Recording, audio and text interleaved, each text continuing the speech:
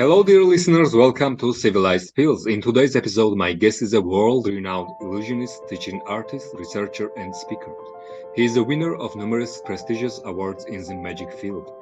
Besides his successful career as a professional magician, he is widely considered the leading authority of the educational and therapeutic benefits of magic tricks in education and rehabilitation. His work has taken him around the world, where he has conducted professional development training for educators, interactive classroom activities for students, and workshops for rehabilitation specialists. He is the creator of magic therapy projects such as Hocus Focus and Magic Therapy. For many years, his magic therapy has successfully been used in acute care, rehab, occupation, art therapy, and pediatrics in more than 30 countries. So please welcome incomparable Kevin Spencer. Hello, Kevin. Thank you. How are you?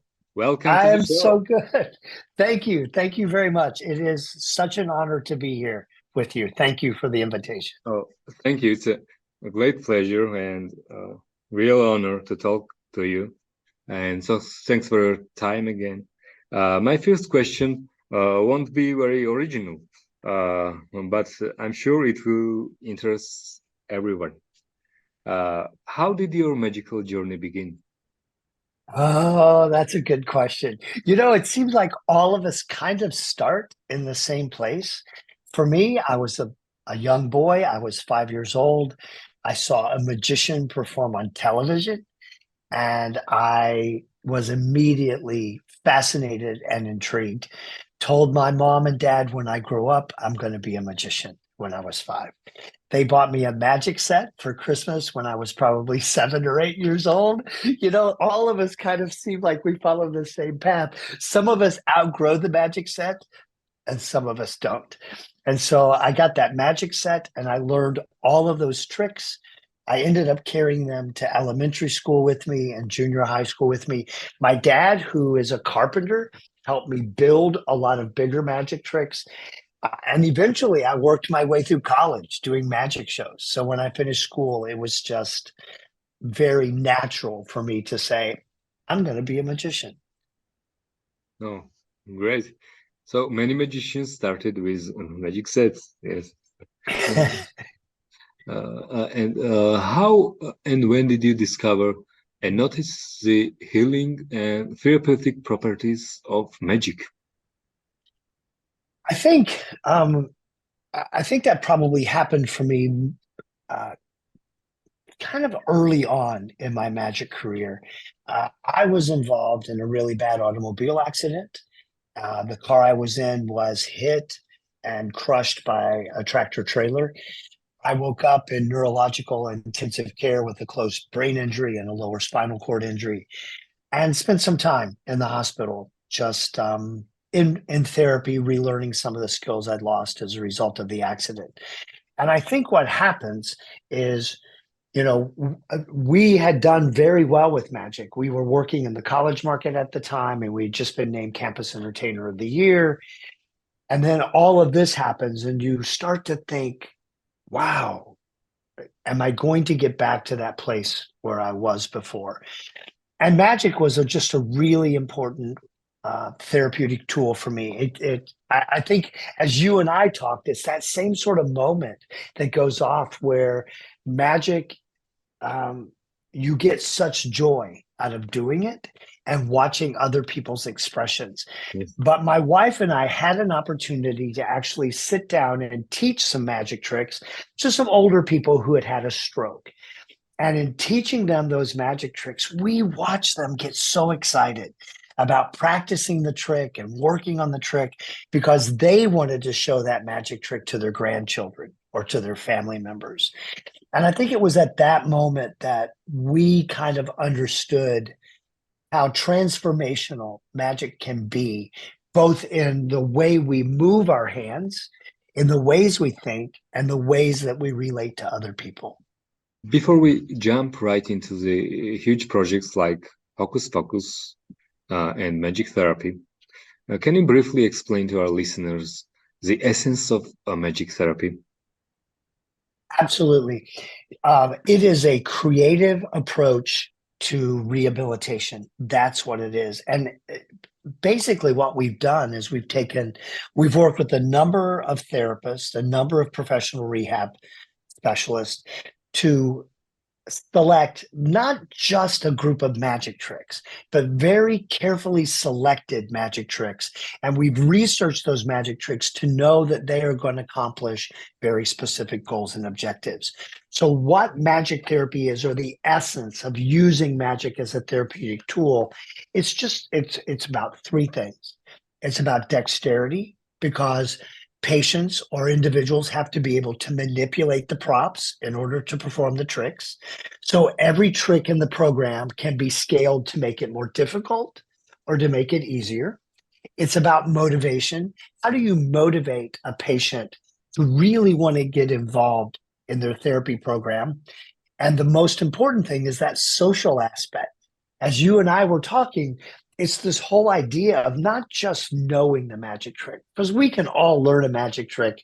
And as long as we're only doing it for ourselves, that's not a magic trick. That's us just going through a series of moves. It's not a magic trick until we show it to somebody and they go, Jack, how did you do that? That's a magic trick.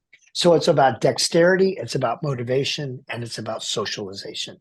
And that's at the heart of what magic in therapy and magic in education is all about. I think it was your first project, yes, Hocus Focus.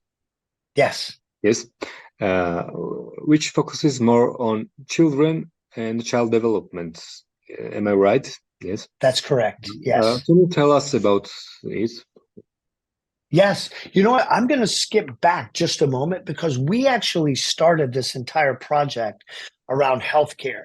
And that project was called Healing of Magic. That's a name you probably recognize, Yes. because for many years we called this the medical side of what we do, the healing of magic. And as we became more and more entrenched in using magic in a healthcare setting, we decided to change the name from Healing of Magic to Magic Therapy, to kind of fall in line with all of the other creative arts discipline approaches that were there: music therapy, dance therapy, drama therapy, art therapy, magic therapy. It just kind of made sense to kind of go that direction. So we started this project in hospitals and rehab centers, teaching magic tricks to patients to help them regain their motor skills, their cognitive skills, give them positive social experiences, and allow them to feel good about who they were and what they were able to accomplish. From the experience of working in the hospitals, I worked with a child, and I had never worked with children before. We'd always worked with adults. And in working with this child, we started to say, why are we doing this in a hospital setting and not in a school setting? So that's how Hocus Focus was born. Hocus Focus is basically taking all of the concepts of the magic therapy program and transferring them from a hospital into a school. How does magic therapy work in different cases? What are its main components, and how they work? Great question. So we really focus on five main areas when we're talking about using a magic trick as a therapeutic tool. We look at cognition, because many of the clients need to learn things like they remember the steps of the trick, they have to recall the steps of the trick, they have to sequence the tricks in the right order. So if you're dealing with a stroke, an accident like a head injury, or early onset Alzheimer's or dementia, we're definitely focusing on cognitive skills. Children who have intellectual disabilities or autism, developmental disabilities, we're looking at the cognitive processes of memory, recall, sequencing. We're also looking at motor skills. So again, if somebody's had an accident or a brain injury, and they're having difficulty with fine or gross motor skills in their hand or their body, we have magic tricks that can be used to develop fine motor dexterity. But we also have magic tricks that use the entire body, so we can focus on gross motor dexterity or gross motor coordination. So cognition, motor skills, communication. When you're teaching a trick to somebody, it's important that you have great communication skills, whether that's verbal communication or nonverbal communication. So those three areas, cognition, motor skills, and communication, are all a part of me teaching a magic trick to a patient or to a student. The next two areas we focus on are social skills and flexible thinking or creativity. That happens in the performance of the magic trick. So those are the five areas we look at: cognition, motor skills, communication, social skills, and creativity or flexible thinking. Yes. And all of those things can be taught through the learning and performance of a magic trick. Yes, and many people who don't know about magic, a lot of people think that magic tricks are just simple, just tricks, but they actually are very complex. Like you said, it needs to think and act and react and be social, and so in so many levels, it's has great results. So I think. I think one of the things you just said was really important. People sometimes look at a magic trick and they think, oh, that looks so simple. But you know what? That's the sign of a good magician. Because when you make it look simple and make it look impossible, right? That's what we're supposed to do. If magic truly is mysterious and magical, it shouldn't look like we're struggling through a magic trick to make it happen. We should make it look easy. But sometimes in making it look easy, people think, oh, anybody can do that. It's a lot. It takes a lot to do a magic trick well. And just like you said, it's about so much. It's reacting. It's participating, it's the social aspect, it's the dexterity, it's being able to do the moves without thinking about the moves. Yes. Famous magician, Doug Henning. Yes. Doug used to have a very specific formula for learning a new magic trick that I think applies very well to what we're talking about using magic as a healing tool in medicine or as an educational tool. Doug used to say, the difficult must become habit. So when we learn a new magic trick, we work on that trick over and over and over again until we can do each of those movements without thinking about them, their habit. And then the next thing you would say, habit becomes beautiful. So once you know all of the steps, now you can sit down and you can focus on making them smooth and refining them. And then the last thing he would say is beautiful becomes magic. You take all of that work that you've done in refining those steps and making them smooth, and now you put it in front of an audience or you perform that trick for somebody, and the beautiful becomes magic. So again, those three things: the difficult must become magic, the difficult must become habit, habit becomes beautiful, beautiful becomes magic. It's a great concept. And I want to talk about the relationship between magic and autism spectrum disorders. You know, I think magic and autism go hand in hand. Most of the kids that I work with are on the autism spectrum, and they can either be very high functioning on the spectrum, what we used to call Asperger's, or they can be very low functioning on the spectrum. But again, we're working on those same areas. When you're most of the high functioning kids with autism, their biggest deficits, their biggest challenges are in their social skills, starting a conversation, maintaining a conversation, finishing a conversation. And what you and I know well, because of the magic that we do, is magic is a natural way to begin a conversation, to have a middle to a conversation, and to end a conversation, because every magic trick has a beginning, a middle, and an end. And so it's a positive social experience for somebody who has autism to be able to say, can I show you a magic trick? One of the studies that we've done is using magic tricks to help children with high functioning autism develop their social skills and their social competence. if we teach them how to do magic and they're able to say to somebody, can I show you a magic trick? Can we now generalize those skills that they've just learned over to other conversations? And what we found is that you can. Magic gives them an ability to improve their confidence and their competence in engaging in social situations. Can you talk about your sensory inclusive magic show? Yes. So, as you know, we used to travel with this very large, crazy theatrical illusion show. Yes. Big, 12 tons of equipment, big tractor trailer truck.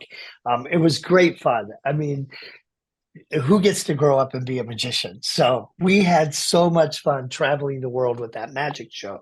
But as we started to get more and more involved in the work that we're doing now with kids with disabilities and Yes. adults with disabilities, we put together a sensory inclusive magic show. And basically, what that means is that instead of having crazy lights on the stage like a rock concert and fog machines and things that can be overstimulating to somebody who has sensory issues, we put together it's good magic, but it's presented and performed in a way that doesn't have all of those sensory issues with it.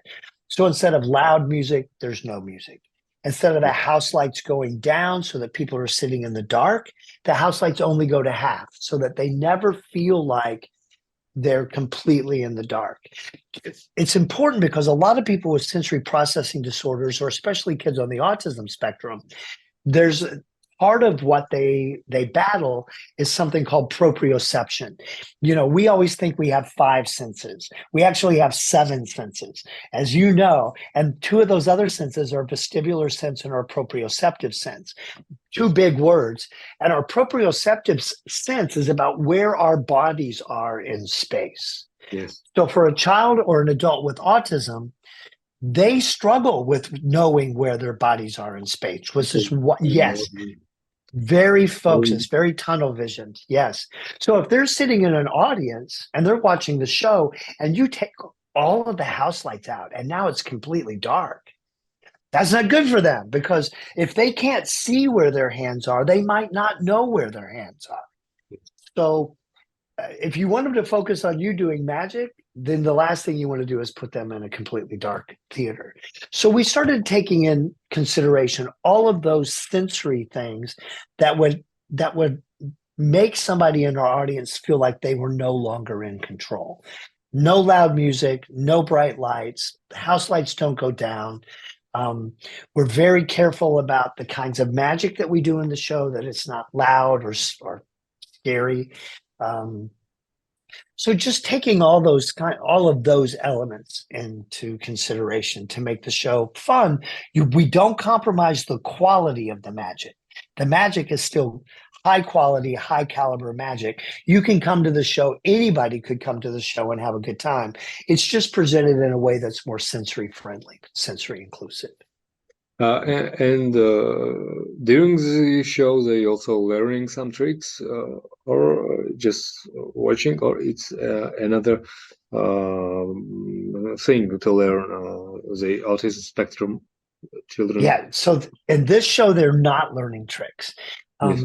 We do offer those interactive workshops where students do learn magic tricks, but Yes. in the sensory inclusive performance, it's just a magic show. Yeah. It's just me on the stage doing some fun magic. So even though we don't travel with that great big crazy illusion show anymore, we do still perform magic for audiences, just not at the scale and the size that we used to. And I have to say, it's a little bit easier to travel the world when your show fits in a suitcase rather than in a tractor trailer. And I know you're a magician, but you also make others magicians.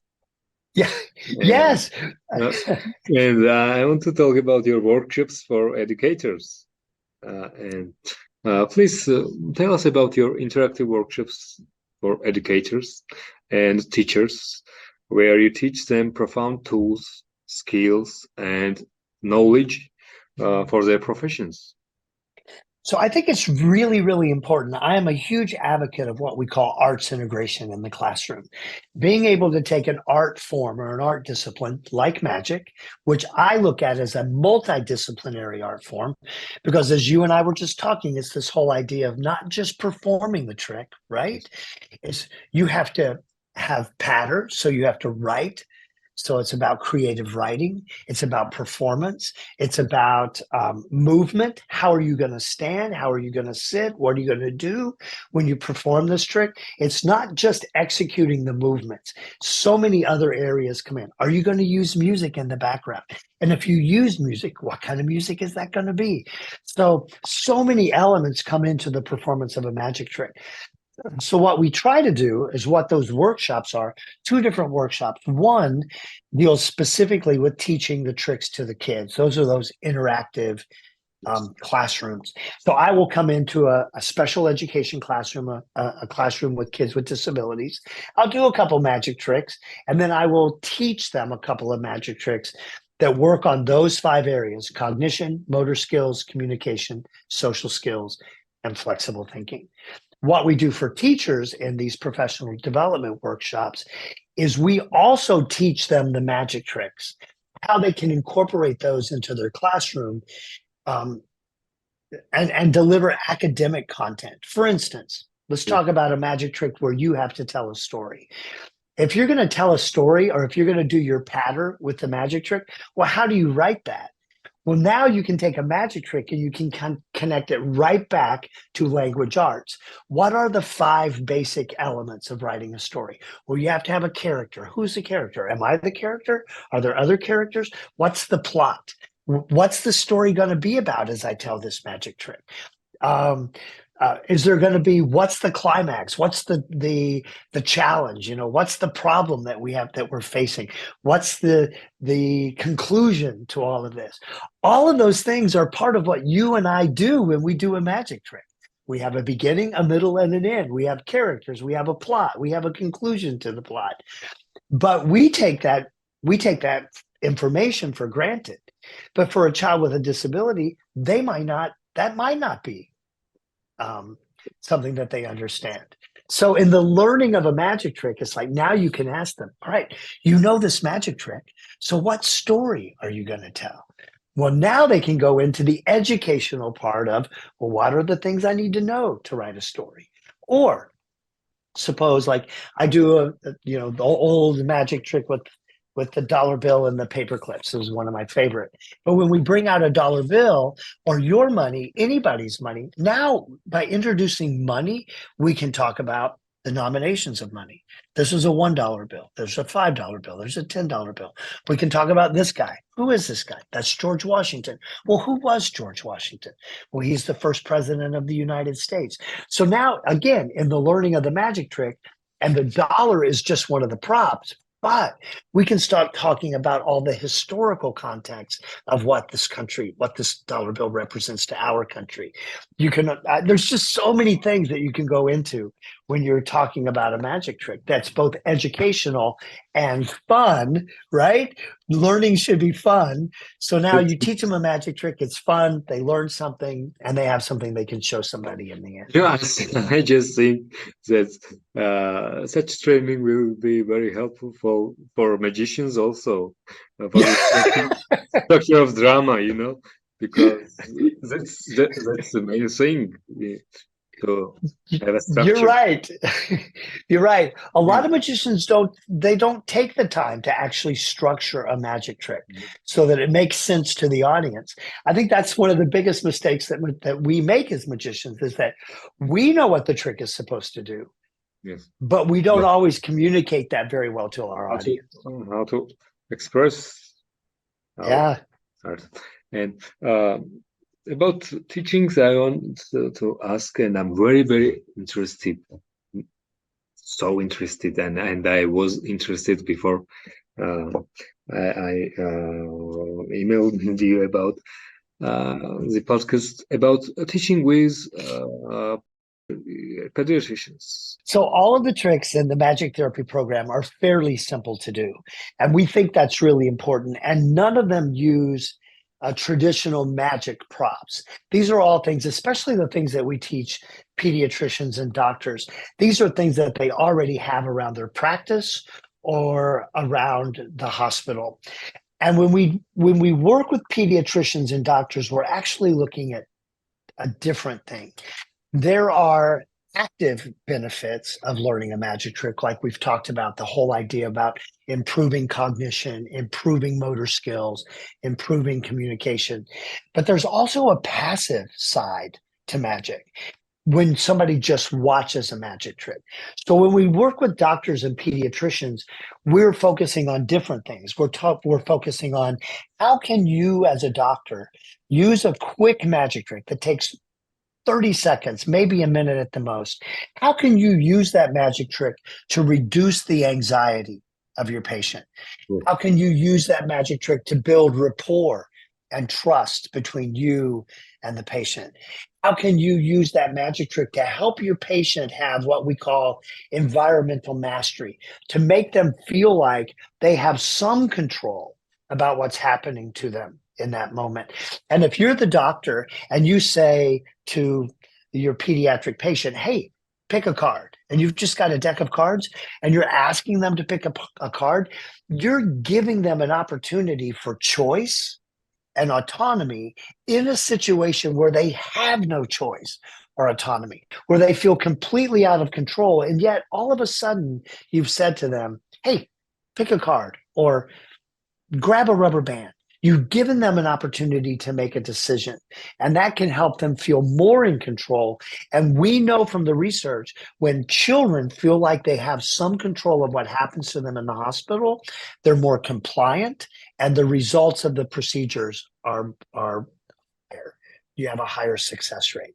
And then, of course, it's that one thing of like, hospitals are scary. Doctors' offices are scary. So if you can take 30 seconds to do a magic trick, you can change that child's emotional state, their affect, their confidence, just in performing a simple little magic trick. So our focus with doctors and pediatricians is very different than our focus, say, with an occupational therapist or a physical therapist. One is very active, one is very passive. Some doctors or pediatricians that they just can't learn or want to learn, and they think it's not so important. Yes. Oh, well, of course you have those, right? You're going to have those medical professionals who look at what we do and say, I'm not going to learn to do a magic trick. I'm a doctor. I'm just going to do this. But what I've found is I have a white coat, and I'm just yes, I'm a doctor with a deep voice. That's for just fun. No, we have a real problems here, and this kind of visions.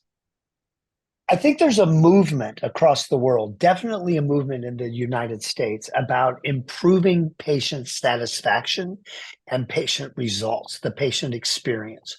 So as a doctor, you play a really important role in that patient's experience in your doctor's office or in the hospital, which we know directly connects to that patient's compliance and health. So you can choose to be a doctor who says, I'm not going to do those things. I'm just going to do this. But if you want to improve your patient's experience, if you want to build your practice, if you want to have better patient compliance, and you want to have an overall better patient experience, what does it hurt to learn a magic trick that you can do in 30 seconds? Yes. And it's all about healing. It's all about healing. Everything about this. Your attitude as a doctor is more, I think it's very important. Very important.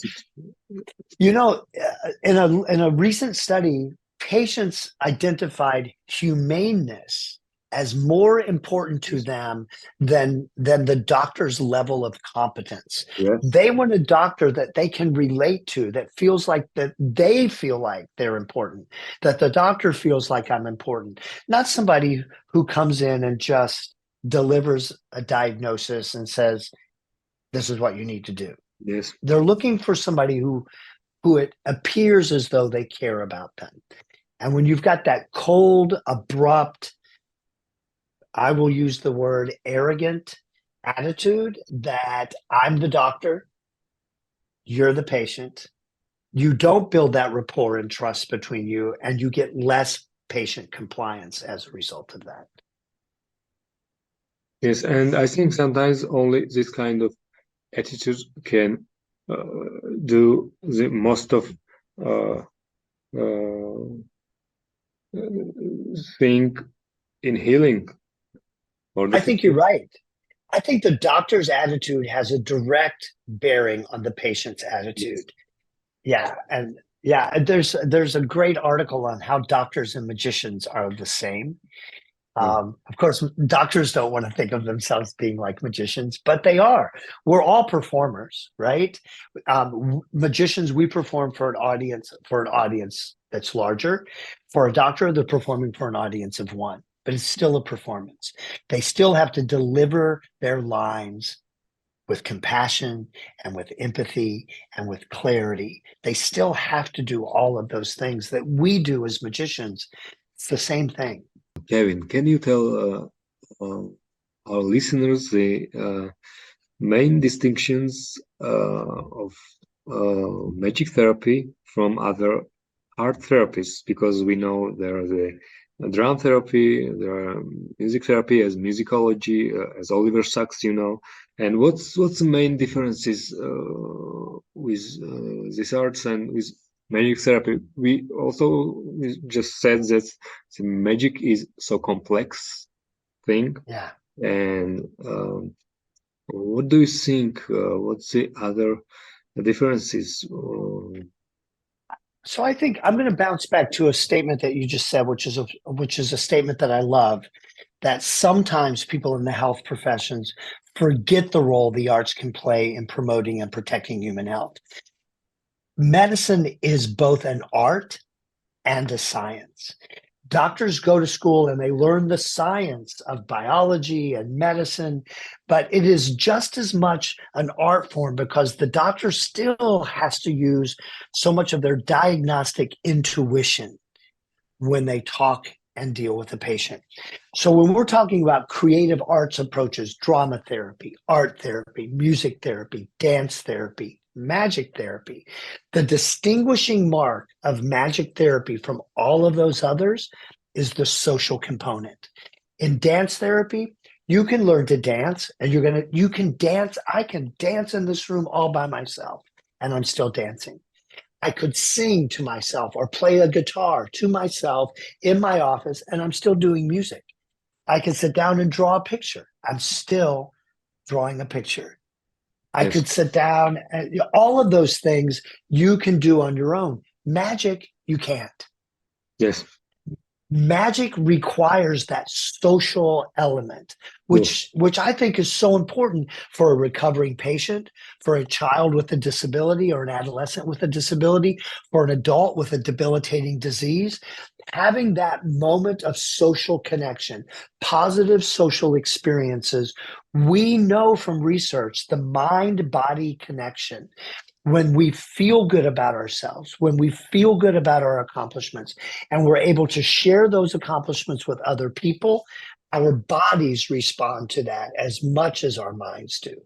So, magic, the one distinguishing factor between magic and all the other creative arts disciplines is the performance aspect.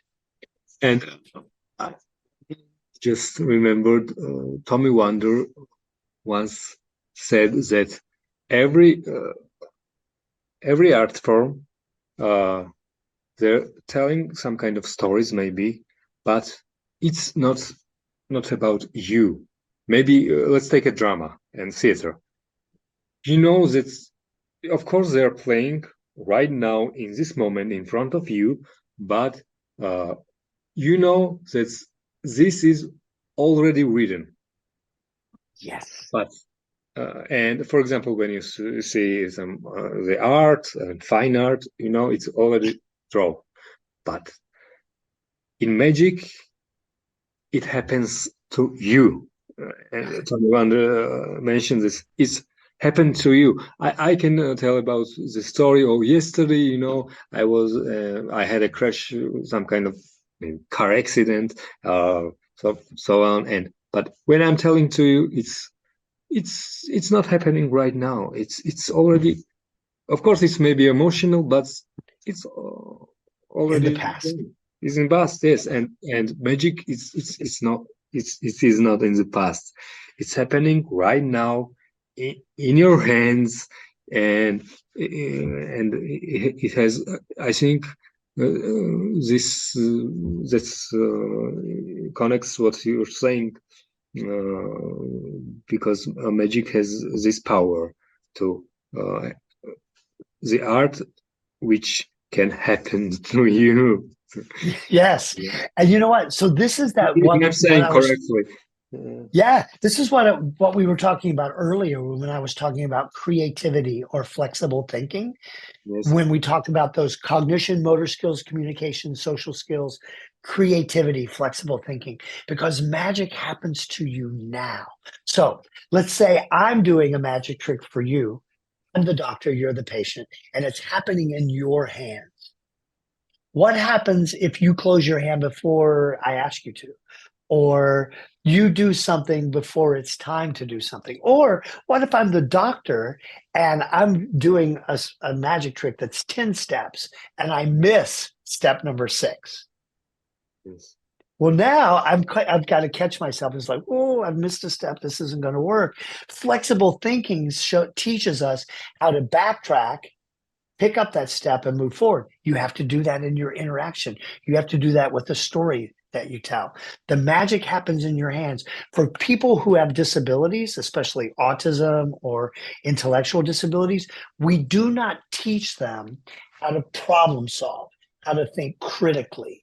But magic tricks are all about problem solving and critical thinking. Right? So by yes, teaching them a yes, of magic trick, course. we can teach them those skills of problem solving and critical thinking that they haven't learned in a more traditional Yeah. environment. Many people don't know about magic and mental health interaction, and I mean in adults. And maybe it's will be a surprise for our listeners, because as I know uh, from you, magic therapy can be used to treat anxiety in adults, and I think it's the most common mental disorder right now in adults. Yes. Can you explain Yeah, how magic therapy can reduce anxiety? absolutely. I think the biggest plus about using magic as as a tool to help people deal with anxiety is when you're learning a magic trick, it's a pleasant experience. And it's pleasant because you know you're going to learn this, you're going to master it, and you're going to show it to somebody else. It gives you an opportunity to be engaged in a positive experience. And when you feel good about yourself, when you have that self confidence and that improved self esteem and self image, that releases all kinds of dopamine in your brain that helps you overcome and work through that anxiety. The other really great part, I think, about learning a magic trick in a situation like that is so much anxiety that we experience as an adult comes from some sort of traumatic experience that somebody may have had in the past. And what we know from research is that trauma, and I'm going to try not to be like a geek here, but trauma, we know when we experience trauma, the part of our brain in the left side of our brain that controls language disengages. So all of the traumatic we have, we remember through the physical and emotional aspect, through what we smell, what we saw, what we heard, what we felt. That's how we remember trauma. We don't have words. You teach somebody a magic trick, and now you say to them, tell me your story. In your magic trick, tell me your story. Now we can allow them to take that traumatic experience that they've had and give it words in the performance of that magic trick. What we have found and what many researchers have found is in the safety of a third person performance, we can find the words and share our experiences with other people without feeling too vulnerable. I do a lot of work with veterans who have post-traumatic stress disorder, or first responders, firemen, police officers, those sorts of individuals who have secondary trauma. And magic often allows them to have these positive experiences that they know they can share with somebody else, and they can give words to their trauma, which can help reduce their anxiety. Yes, and in psychology and psychotherapies, say verbalizing trauma is one of the best methods to work with your anxieties and problems. And that's a But that's you a great know, thing. That's a great thing. Yeah, yes, I'm listening. you you know, because of your for somebody to put it into words or to verbalize it, to just do talk therapy, for me just to sit down and express what I'm feeling. Yeah. But if I can teach you an easy magic trick, and through that magic trick, you can tell me how you feel. Yes. You can tell me what happened. You can verbalize it in the safety of that magic trick. You've given that patient a valuable tool that's going to move them through Yes. recovery. And I think it's more effective because you're verbalizing and you're acting at the same time. Yes. Yes. So, that's a great thing. Great. And I want to tell us some inspiring healing stories. Oh gosh. I know you have so many to tell, but Yes. can you tell Oh my gosh. some I will stories? tell you the yes. So one of the first experiences I ever had working with a child, um, I came into the therapy room, and this little boy, 9-year-old boy, was sitting across from me. And back behind him was his occupational therapist and his speech therapist. And sitting behind me was the little boy's dad. And so I showed him the first magic trick that I wanted to teach him, and I got no response from him at all. He didn't laugh, he didn't smile, he didn't go, wow, nothing of the traditional responses that we thought would happen. So I started to go for the next trick, and he goes, wait, can you teach me that? And I said, sure. So I gave him a piece of rope, and he started asking me questions. Where do I put my hands? How do I cross my arms? How do I hold the rope? And so we went through it all step by step. We worked on it for 5, 7 minutes, and he mastered the trick. And he was making this knot appear in all these different places on the rope. And he's just kind of laughing the entire time he's doing it. So then I go to the next trick, and I show it to him, and he starts to laugh. And he says, I can learn that? And I said, yes. So I gave him the things that he needed, the dollar bill and the paper clips. And he started asking, how do I fold the dollar bill? Where do I put the paper clip? And again, all of these questions. And then when he did the trick and the paper clips jumped up in the air and they linked together, he just started laughing, and he started doing it over and over again. So we worked together for about 20 minutes, and he was amazing. Again, talking to me, asking me all these questions because he wanted to learn the magic trick. And when it was over, he stood up and he just kind of slapped me a high five, and he walked out of the room with his therapist. And as I sat there trying to kind of figure out what had just happened, I could hear his dad behind me, and his dad was crying. And I stood up, and his dad just grabbed me and gave me this really big hug. And he said, that's the first time I've ever heard my son speak. So it was the first time I heard the word autism. And as I was talking to his therapist, she said he was selectively mute. Um, she'd been working with him for 2 years and had only heard him say about 15 words, but none of them knew that he had the ability to put those words into a sentence. Why? It goes back to what we were talking about earlier, motivation. He wanted to learn that magic trick, and the only way he could learn that magic trick was to engage with me. He was motivated to engage with me. And I've had that experience so many times over the last 10, 15 years, where a child that I'm working with, somebody will say, well, this boy or this girl is nonverbal. They don't talk. It's like, okay. And then you start working with them, and you show them a trick, and they'll go, wow, or they'll say, "Can I try?" And it's like, "Oh, yeah." So there's a big difference. Motivation is such an important part of healing. It's an important part of learning. So when we can incorporate ways into our medical procedures and into our educational system where we can motivate patients and motivate students to want to get engaged, that's the secret. That's a real magic, I think. That's a real magic. It's the magic of healing. And Yeah. I want to talk about the training process with rehabilitations with adults and the older people. How it's going and how this process looks like So I for you and for the rehabilitation therapists also when you're teaching them some kind of magic the for healing. therapists get the therapists get very, very excited. Occupational therapists, physical therapists, speech therapists, they get very excited about learning a new technique that they know is going to motivate their clients to become more involved in their therapy. I will say, I don't know how it works in Georgia, but in the US, when somebody goes to their physical therapist, they do all of their exercises, and their therapist will give them a sheet that has a bunch of exercises on it that they need to do. Many times what happens is that sheet of paper lands on a table at their front door and they don't ever pick it up again until they're ready to go back to their therapist. And then they pick it up very quickly and they do all their exercises very fast so they don't have to lie to their therapist and tell them they didn't do anything. But if you're teaching an adult a magic trick and that adult knows if they learn that trick, they can show it to their children, they can show it to their grandchildren, they can show it to their spouse.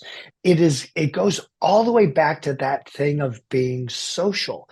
Magic is social. It's not a magic trick until you show it to somebody. And so there's that motivation of like, I'm going to learn this trick. Why am I going to learn this trick?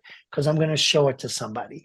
And all of the movements required to do those simple little magic tricks are the same movements required traditional forms of therapy. Just now you have something that you can show somebody when you're all done with it. So it doesn't matter. Adults, kids, teenagers, young adults, Yes. everybody, everybody is fascinated by a magic trick. Everybody wants to learn a magic trick. Everybody wants to show somebody a Yes. magic trick. I want to talk about your groundbreaking research and researches over those years. Can you tell us about some of the most important discoveries over those years which you did? Research is so incredibly important because when you talk about using magic in education or magic in healthcare, people go, why? Why would you use magic? And does it work? And obviously, the answer to that is based on all of the research that we've done, as well as some of the research that we've helped other people do, is magic. Why would you use magic? Because everybody loves a magic trick. Everybody likes to see a magic trick. And the positive experience that you have performing a magic trick is just unmatched. Does it work? Absolutely, it works.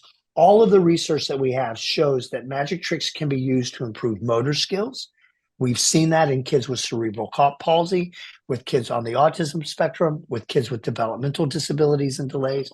It can be used to improve thinking and cognitive skills in processing, remembering, recalling, and sequencing information. It can be used in communication skills because magic is all about telling a story, whether you're going to use those words or whether you're going to use your body. And then magic is all about that social element. It allows them to improve their social competence and their social skills. And back to what we were talking about earlier, it helps them develop critical thinking and problem solving skills. So, all of the research supports this use of magic tricks both passively and actively in a variety of settings. Yes, and people can see the researches on your site. Yeah, yes, Yeah. yes, and this it's a it's amazing thing when I read it. It was so unbelievable, really. And be- of course, I'm a magician, but I didn't knew about that. You And know what though, because Jack? and you're the reason why I know the magic is more than just tricks, illusions, and entertainment, and Yeah, it's more powerful uh, art form, and not only art form, the form of medicine. yeah.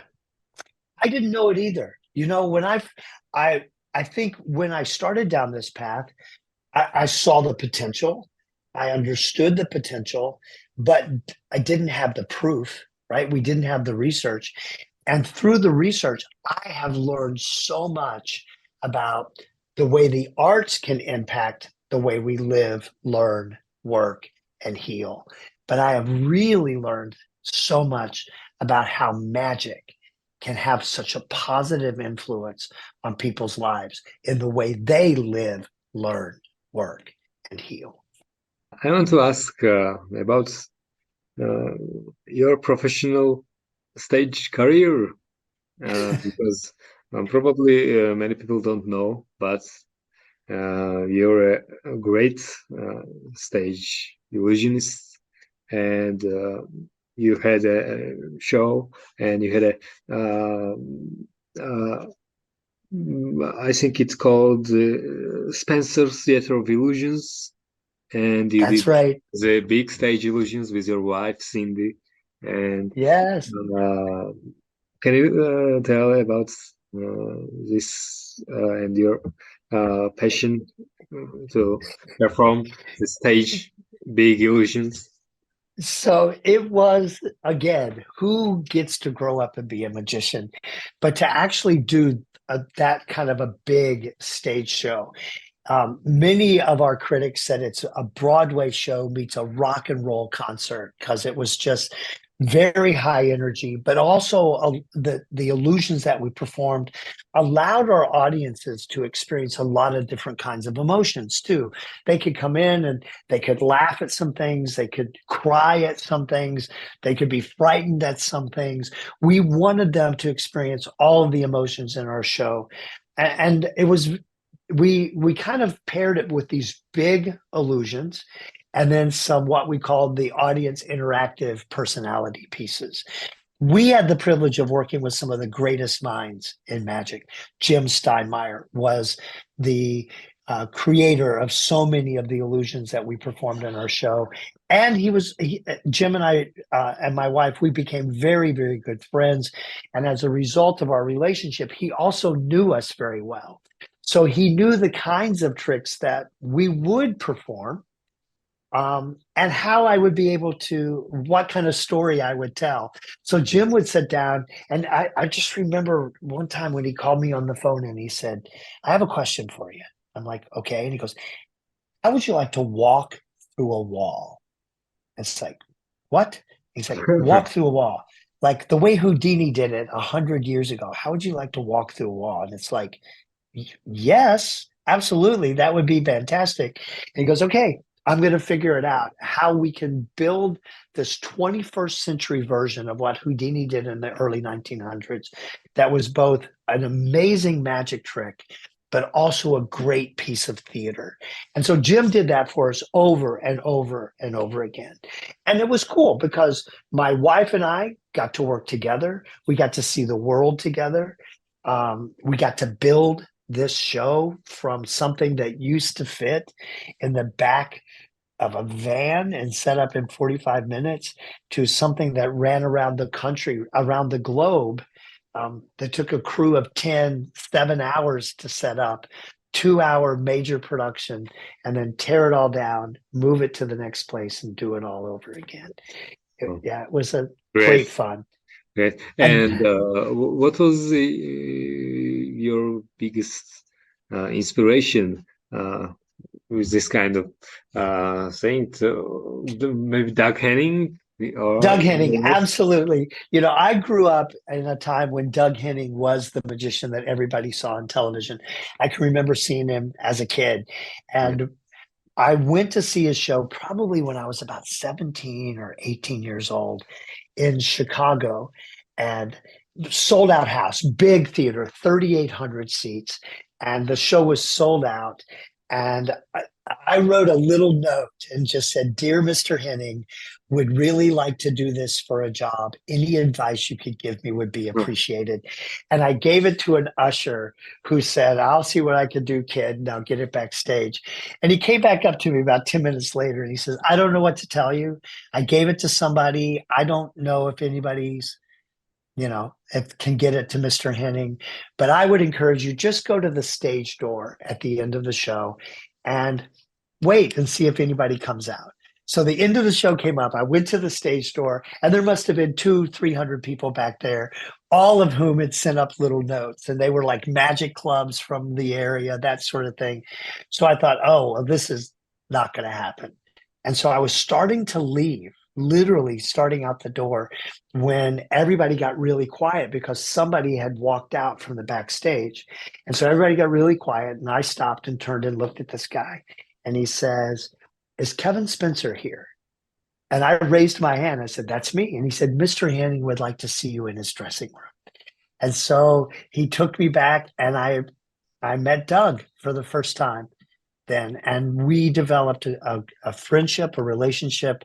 And he was undoubtedly probably the biggest influence on my professional career because he was so genuine.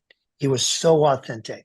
The guy that you saw on the stage, Doug Henning, that you saw on the stage, was the same Doug Henning that I met in the dressing room. He was the same guy. Yeah, he was. Yeah, it was pretty amazing. And do you have some other inspirations? Sure. When Doug was kind of peaking, when David Copperfield then started to come gain more popularity. And so I kind of was around in that bridge between Doug Henning and David Copperfield. I will say that one of the things that Doug told me that I think I would pass along to every magician, Doug gave me 3 pieces of advice. He said, take acting lessons, not because you're an actor on the stage pretending to be somebody, but you need to know how to communicate with your audience in a way that they're comfortable. Take dancing lessons, not because I ever want to see you dance on the stage, but you also need to know how to move on the stage with confidence so the audience is comfortable.